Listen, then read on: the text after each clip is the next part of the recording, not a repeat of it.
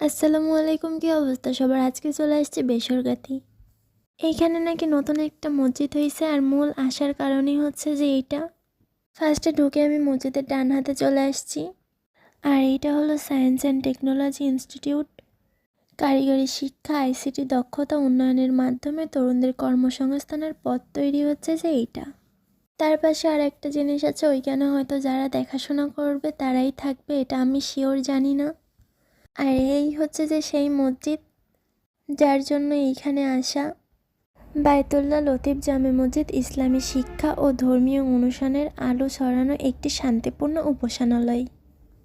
মসজিদটা কিন্তু মাশাআল্লাহ অনেক সুন্দর করছে। মসজিদটা অনেকই বড়, সামনে আরও বড় করার পরিকল্পনা আছে, এটা আমার সঠিক জানা নাই।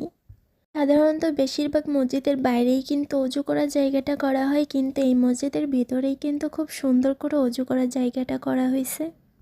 একটা ভাইয়ের সাথে দেখা হয়েছে, সে হয়তো এখানে দায়িত্বে আছে, তো সে দেখা মাত্রই চাবি নিয়ে আসছে, এসে গেটটা খুলে দিছে। ফার্স্টেই তাকে আগে অসংখ্য ধন্যবাদ জানাই, কেননা তার সাথে দেখা না হলে কেউ গেট খুলেও দিত না, ভিতরেও আসতে পারতাম না, আর আমিও আপনাদের ভিতরে সব কিছু দেখাইতে পারতাম না যে কতটা সুন্দর করে করছে মসজিদটা।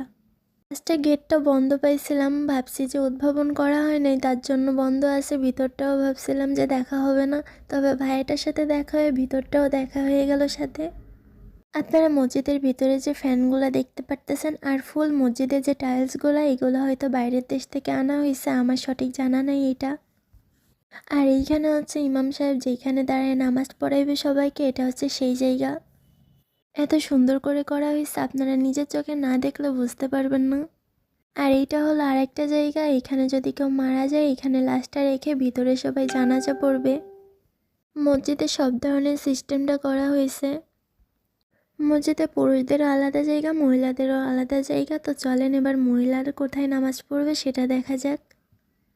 আর এইখানে হচ্ছে মহিলারা নামাজ পড়বে। পুরুষরা ঢুকবে সামনের গেট থেকে, আর মহিলারা ঢুকবে মসজিদের পিছন গেট থেকে। আর মহিলাদের জন্য আলাদা ওজোর জায়গা, ওয়াশরুম সব কিছুই একসাথে করা আছে। আপনাদের কার কার কাছে ভালো লাগতেছে আমি জানি না, তবে আমার কাছে খুব বেশি ভালো লাগতেছে। ভাইয়াটাও সব কিছু বুঝায় দিতেছিল যে এইখানে এইটা না বলে দিলে হয়তো একারা জানতামও না যে মসজিদের ভিতরে এত কিছু আছে। তারপর চলে যাচ্ছে এখন দোতলায়। যদিও এখন উদ্ভাবন করা হয় নাই, তাই সিঁড়িতে অনেক ময়লা ছিল, যদিও সেটা ব্যাপার না।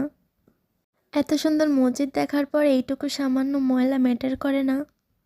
আর দোতলায়ও আলাদা সিস্টেম করা আছে। এইখানে যে নিচে দেখে আসছিলাম ইমাম সাহেব নামাজ পড়বে, এইটা সে উপর থেকে যারা দাঁড়াবে সবাই সব কিছু শুনতে পারবে,